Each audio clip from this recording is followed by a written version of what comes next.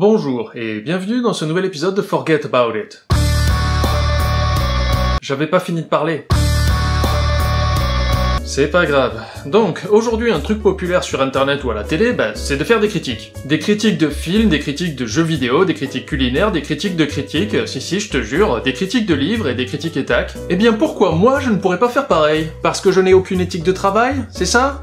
Parce que je vais seulement au cinéma 3 fois par an, dont 2 par erreur? Parce que j'ai la mémoire d'un poisson rouge atteint d'Alzheimer? Oui? Ça joue? Mais je viens d'oublier pourquoi je ne ferai pas de critique, donc je vais le faire quand même, et pour ça je vais plagier un concept qui vient des États-Unis. Ça s'appelait Forget About It. But to finish on a happy ending like every zombie movie, Alice shot all the movie's budget to Wesker's face, which is also called bankrupt. But the movies were financed by monkeys, so there will be sequels. But I probably got it wrong, so... Oh, mais c'est moi qui avais créé ça en 2010? Et je me rends compte de ça dans ma propre vidéo. Et ça va me rapporter de l'argent sur YouTube. Bah du coup, c'est évident avec tout ça. Ma première critique de film, ça sera Les Gardiens de la Galaxie.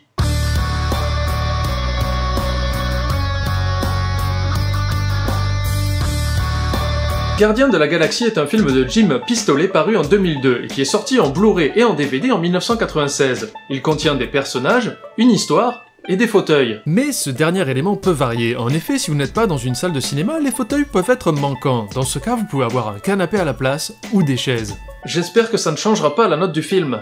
Ça serait ballot. Mais comme je le disais, il y a des personnages comme lui, et lui aussi. Ça c'est un personnage mais pas du même film, et ça c'est un camembert.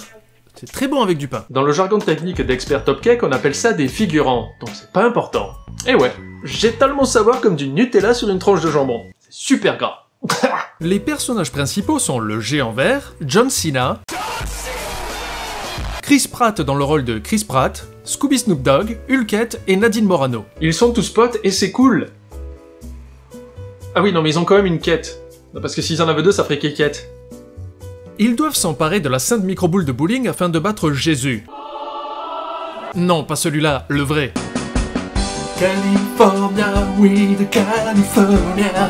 Dans la compétition intergalactique de bowling. Ça fait 2 fois bowling dans la même phrase, y a pas à dire, je suis un pro, mais y a un truc qui est vraiment remarquable dans le film, c'est la bande originale, et je suis sûr que vous serez tous ravis d'entendre un court extrait de la chanson principale du film. Thanos est tout vénère, parce que Ronan l'a bolossé.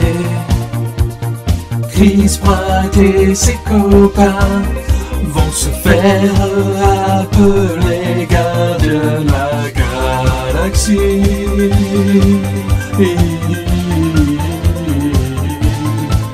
Mais l'accroche principale du film, c'est bien sûr le fait que chaque personnage ait une histoire très profonde. Par exemple, Starfloyd refuse d'être un pirate et veut accomplir son rêve de devenir un employé municipal. Pour cela, il entame un régime à base de bière et de kebab. John Cena... C'est très irritant. Essaie désespérément de gagner un concours de maillot de bain, mais après avoir passé trop de temps à la plage, il devient un homard géant. Quant à Hulkette, elle change de couleur pour passer du vert au bleu. Super! Par contre, petit bémol, les effets spéciaux sont pas terribles, on voit très vite que le vaisseau n'est pas réel. Avec Ford Galaxy, un nouveau style de monospace s'impose, fait d'élégance et de facilité.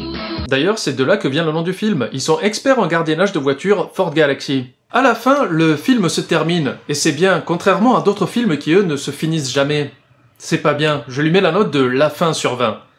Mais je crois que je me suis un peu planté, donc laissez tomber.